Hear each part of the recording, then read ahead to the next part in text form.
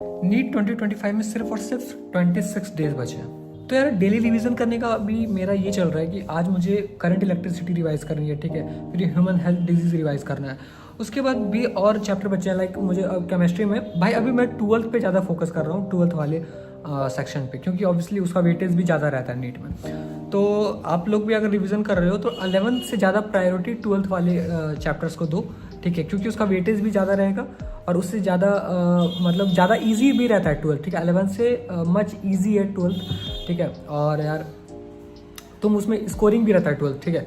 तो 12th पे ज़्यादा ध्यान दो और 11th को करना ही है, ठीक है। ऑब्वियसली नीट में तो आएगा 11th भी, लेकिन 11th तो तुम बाद में भी कर सकते हो। लाइक 11th ईजी रिवाइज करना, अगर तुमने 11th पहले अच्छे से पढ़ा है तो तुम इजीली 11th रिवाइज कर लोगे। लेकिन 12th तुमने पहले भी पढ़ा है ना, तो 12th तुम्हें रिवाइज करने में टाइम लगेगा। लाइक तुम देख लो ऑर्गेनिक केमिस्ट्री में ही तुम्हें अमीन्स हैं, हेलो अमीन्स, हेलो अल्किन्स हैं, ये चैप्टर में रिएक्शंस हैं, तुम्हें याद करने की जरूरत रहती है बार बार, ठीक है। तो ये सब चैप्टर जो है ना, इसको ये बार बार रिविजन डिमांड करते हैं। तो मैं यही सजेस्ट करता हूँ यार कि 12th को पहले प्रायोरिटी दो रिवीजन में, उसके बाद फिर तुम लोग आराम से 11th रिवाइज करो, ठीक है। तो यार सिर्फ 26 डेज बचे हैं, तो इसमें आप क्या कर सकते हो? तो मैं तो यही बोलूँगा कि जितना जल्दी हो सकता है 12th रिवाइज करो। लाइक 7 डेज में होल 12th रिवाइज कर सकते हो तो कर लो। उसके बाद 11th को आराम से रिवाइज करो, ठीक है। और साथ साथ में फुल सिलेबस टेस्ट देते रहो, ठीक है, चाहे तुम्हारा सिलेबस कंप्लीट हुआ हो या नहीं हुआ हो, ठीक है।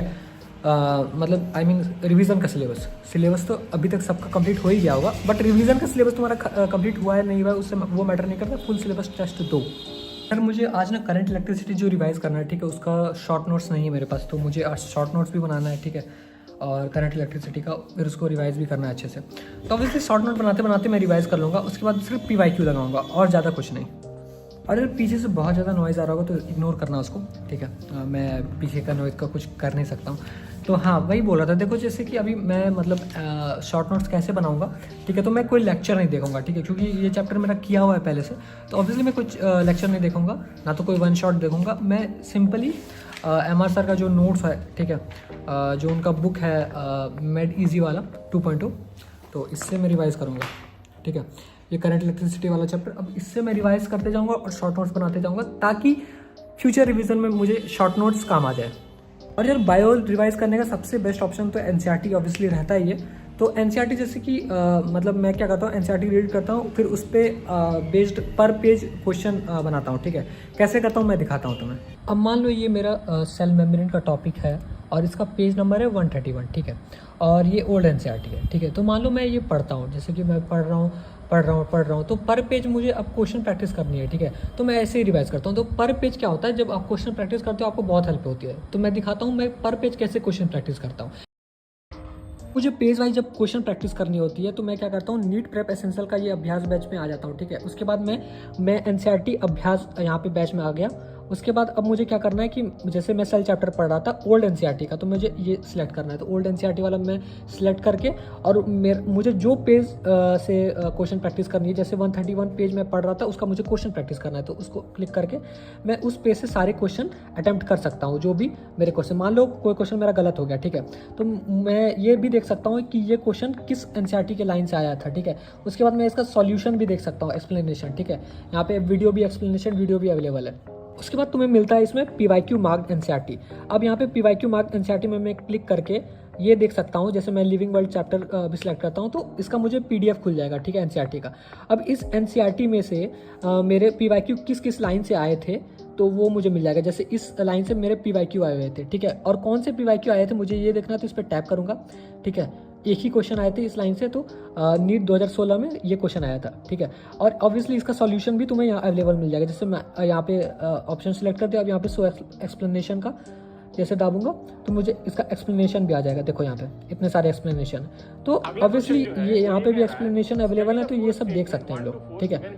यार तुम्हें एक चीज़ और यहाँ पे मिल जाती है, इनकरेक्ट क्वेश्चन मार्क NCERT, ठीक है। तुम लोग जो भी क्वेश्चन इनकरेक्ट करोगे वो NCERT में मार्क्ड हो जाएगी। जैसे कि अभी मैं लिविंग वर्ल्ड से जो क्वेश्चन गलत किया था पहला लाइन, तो देखो यहाँ पे मार्क्ड हो गया ये रेड लाइन में। तो तुम्हें इनकरेक्ट मार्क्ड NCERT भी मिलेगी। जो भी क्वेश्चन तुम गलत करोगे वहाँ तुम्हें NCERT में मार्क्ड हो जाएगा किस लाइन से तुमने क्वेश्चन गलत किया था। उसके बाद तुम्हें बुक मार्क क्वेश्चन का भी ऑप्शन मिलता है, ठीक है। ये फिल्टर से जैसे तुम जाओगे तो कोई भी क्वेश्चन जो कि तुम बुक मार्क करके रखे होगे तो वो तुम्हें दिख जाएगा, ठीक है। जैसे मैंने ये क्वेश्चन बुक मार्क कर दिया था कि ताकि मुझे इसका रिवीजन बार बार करना पड़े, ठीक है। तो मैं इसे बुक मार्क कर दिया तो मुझे ये बुक मार्क वाले सेक्शन में मिल जाएगा, ताकि मैं कभी भी चाहूँ तो अपना फेवरेट क्वेश्चन सब रिवाइज कर सकूँ। उसके बाद इसमें एक और चीज़ मिलता है जैसे अभ्यास एसेंशियल, ये भी प्रैक्टिस करने के लिए, ठीक है। इसमें भी पेज वाइज तुम प्रैक्टिस कर सकते हो। जैसे कि मैं ये वाला चैप्टर का पेज वाइज यहाँ पे प्रैक्टिस करने जाता हूँ, जैसे पेज 19 पे मैं जा रहा हूँ तो मुझे यहाँ पे प्रैक्टिस क्वेश्चंस मिल जाएंगे इतने सारे, ठीक है। तो यहाँ से मैं प्रैक्टिस कर सकता हूँ। अब जब मैंने प्रैक्टिस कर ली और मुझे रिवाइज करना है अपने टेस्ट के लिए, तो मैं टेस्ट वाले मोड में भी जा सकता हूँ, जिसको अभ्यास 2.0 इसमें बोलते हैं, और जिसका नाम अभ्यास कस्टम अभ्यास भी कहते हैं इसको। तो यहाँ पे मैं जाके पेज वाइज या फिर टॉपिक वाइज यहाँ पे क्वेश्चन प्रैक्टिस कर सकता हूँ। जैसे पेज वाइज मैंने सिलेक्ट कर लिया, नेक्स्ट पे दबाऊंगा, ठीक है। तो मैं अब ये लिविंग वर्ल्ड को मान लो प्रैक्टिस करना चाहता हूँ, इस चैप्टर को सिलेक्ट कर लिया। अब उसके बाद मैं यहाँ पे आके पेज सिलेक्ट कर लगता हूँ, तो अब यहाँ कंटिन्यू दाबूंगा तो इस वाले पेज से मेरे जितने भी क्वेश्चन बन सकते हैं वो यहाँ पे अपीयर हो जाएंगे। फिर मैं इसको टेस्ट की तरह यहाँ पे प्रैक्टिस करके और सबमिट कर सकता हूँ। उसके बाद यहाँ पे वीडियो रेफरेंस है, व्यू एक्सप्लेनेशन भी मैं देख सकता हूँ, ऑडियो एक्सप्लेनेशन भी है यहाँ पे, ठीक है। और फिर यहाँ पे एनसीईआरटी रेफरेंस भी ले सकता हूँ मैं यहाँ से। तो सारे चीज़ यहाँ पे तुम्हें दिए। अगर आप भी नीट 2025 एस्पिरेंट हो या फिर नीट 2026 एस्पिरेंट हो तो आप दोनों के लिए ये अभ्यास बैच बहुत ही काम आ सकता है। मैंने दिखाया कि मैं इसको नीट 2025 के लिए कैसे इसका यूज़ कर रहा हूँ, ठीक है। कितने अच्छे से मेरा रिविजन हो जाता है इसके कारण, ठीक है। फिजिक्स, केमिस्ट्री, बायोलॉजी तीनों सब्जेक्ट का, ठीक है। तो अगर आप नीट 2025 एस्पिरेंट हो तो आपको तो यूज़ करना ही करना है इसको, ठीक है। और जो नीट 2026 वाले एस्पिरेंट है वो भी इसको यूज़ कर सकते हैं। और यार मतलब डेली 15 पेज पढ़ो और उसके ऊपर फिर क्वेश्चन लगा लो, बहुत फ़ायदा होगा, ठीक है। तो बस यही था यार। और यार बहुत लोग पूछ रहे थे ना कि मैं पर चैप्टर कितना समय दे रहा हूँ, ठीक है, रिवीजन में। तो मैं तुम्हें ब्रेकडाउन करके बताता हूँ। जैसे कि फिजिक्स है ना, तो फिजिक्स का पर चैप्टर लाइक कोई बड़ा चैप्टर है, करंट इलेक्ट्रिसिटी टाइप, ठीक है, या फिर इलेक्ट्रोस्टैटिक पोटेंशियल वाला कोई चैप्टर है, तो वो बड़े बड़े चैप्टर हैं। तो उनमें यार कम से कम आपको 3 घंटे तो देने ही है, ठीक है, पर चैप्टर। रिवीजन में इन द सेंस कि मतलब आप प्रॉपरली रिवाइज कर रहे हो, लाइक आप पहले नोट्स पढ़ते हो, प्रॉपर शॉर्ट नोट्स नहीं, ठीक है, प्रॉपर आप पूरा नोट्स पढ़ते हो, ठीक है। उसके बाद उसके PYQ लगाते हो और उसके बाद और भी क्वेश्चन सॉल्व करते हो, 50 क्वेश्चन पर चैप्टर। अगर वैसे करके सॉल्व कर रहे हो तो 3 घंटे में हो जाना चाहिए, ठीक है। हाँ, अब दूसरा बात ये है कि अगर आपको शॉर्ट रिवीजन चाहिए एकदम क्विक वाला, मतलब आप उस चैप्टर को पहले अच्छे से रिवाइज कर चुके हो, ठीक है, तो लेकिन अब आपको क्या चाहिए, अब आपको क्विक रिवीजन चाहिए, तो आप 10 मिनट का टाइमर लगाओ या 15 मिनट का टाइमर लगाओ। शॉर्ट नोट्स अगर आपने बनाया है तो शॉर्ट नोट्स को फटाक से 10-15 मिनट में रिवाइज करो, उसके बाद आप PYQ लगाओ, खत्म, बस इतना ही रिवीजन। और इसमें यार मैक्सिमम 1 घंटा लग सकता है, इससे ज़्यादा लग ही नहीं सकता है। तो ऐसे कर सकते हो। लॉन्ग रिवीजन अगर करना है, मतलब प्रॉपर एकदम रिवीजन करना है, तो 3 घंटे पर चैप्टर, लॉन्ग चैप्टर का बात कर रहा हूँ मैं फिजिक्स में। शॉर्ट रिवीजन में 1 घंटा मैक्सिमम है पर चैप्टर फिजिक्स में। और बायो में यार देखो, बायो में क्या है कि मतलब तुम्हें ना NCERT को तो फोकस करना है, क्योंकि NCERT के लाइनों से क्वेश्चन आते हैं बायो में अच्छे से। सो तुम्हें वहाँ पे तो यार मैं बोलता हूँ, जैसे कोई छोटा भी चैप्टर है तो वहाँ 1 घंटा लगाओ बायो में, ठीक है। बायो के तुम लोग मतलब हाईलाइटेड पॉइंट्स जो हैं उसको रीड करो, उसके बाद उसके PYQ लगाओ, उसके क्वेश्चन सॉल्व करो, बस बायो में यही है। और केमिस्ट्री में तुम्हें इनऑर्गेनिक में भी सेम बायो की तरह ही NCERT के वो हाईलाइटेड पॉइंट्स को रीड करना है और क्वेश्चन लगाना है, और नोट्स भी पढ़ सकते हो तुम इनऑर्गेनिक में। ऑर्गेनिक में तुम्हें मतलब यार ऑर्गेनिक के तुम लोग शॉर्ट नोट्स टाइप बना लो, लाइक रिएक्शन जितने भी हैं, ठीक है, तुम्हें सब रिएक्शन को एक पेज पे लिख लेना है। जैसे मान लो हेलोअरीन्स अल्कीन्स में जितने भी रिएक्शन है, ठीक है, उनको एक पेज पे लिख लो, उनको बार बार रिवाइज करना, बार बार याद करना, ठीक है। ऑर्गेनिक ये है। और मैं फिजिकल में भी यार फिजिकल केमिस्ट्री में भी फिजिक्स का ही अप्रोच ले रहा हूँ। लाइक मैं मतलब फिजिक्स का जैसे शॉर्ट नोट्स बनाता हूँ, फिजिकल केमिस्ट्री में भी वैसे कर रहा हूँ। सॉल्यूशन का मान लो सॉल्यूशन चैप्टर लिया, उसका शॉर्ट नोट्स मैंने बनाया था, ठीक है, तो उसको शॉर्ट नोट्स उसमें भी 1 ही घंटा लगाता हूँ मैं। तो शॉर्ट नोट्स को रिवाइज करता हूँ 10-15 मिनट में फटाक से, उसके बाद उसका PYQ लगाता हूँ। मैक्सिमम 1 घंटे लगना चाहिए, उससे ज़्यादा नहीं लगने चाहिए। तो ऐसे करके रिवाइज करता हूँ। तो हाँ, रिवीजन में ये हो गया। और लेकिन देखो बहुत लोग होते हैं क्या यार कि जैसे कि अभी भी कुछ ऐसा चैप्टर है जो कि अच्छे से नहीं पढ़ा था पहले, ठीक है। मतलब अगर मान लो किसी चैप्टर का 10 लेक्चर था, तुमने 5 ही किया, ठीक है, और 5 5 लेक्चर छोड़ दिया था तुमने और आगे चैप्टर पे मूव ऑन कर गए थे, तो तुम्हारा 5 चैप्टर का बेसिकली बैकलॉग हो गया। तो उस सिचुएशन में मैं मतलब सजेस्ट करता हूँ यार, देखो क्या करना चाहिए। मतलब मान लो तुम्हारा आधा अधूरा कोई चैप्टर हुआ है और अभी तक तुमने नहीं किया है, तो यार मैं सजेस्ट करूँगा उस सिचुएशन में कि यार मतलब तुम जितना छोटा से छोटा वन शॉट हो सकता है वो देखो, ठीक है।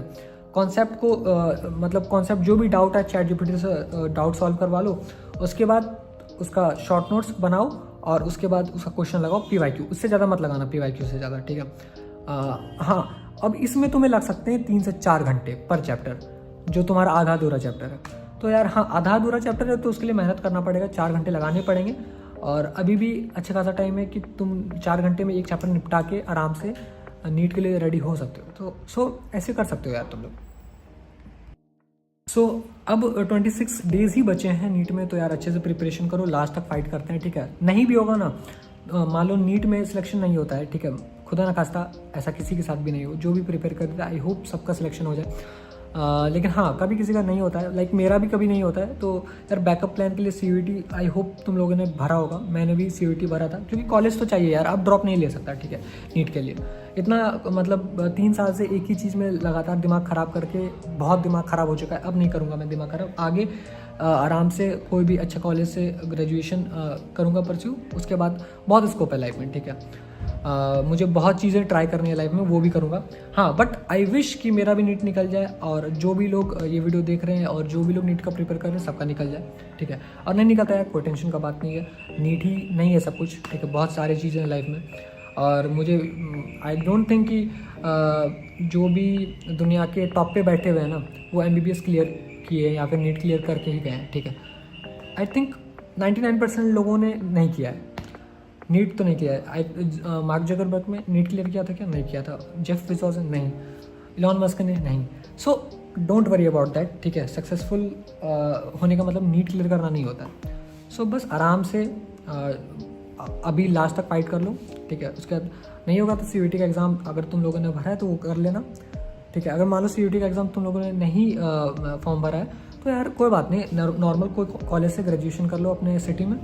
उसके बाद बहुत स्कोप है लाइफ में, आराम से परस्यू करना आगे में, बिजनेस कर सकते हो, बहुत सारी चीज़ें हैं यार।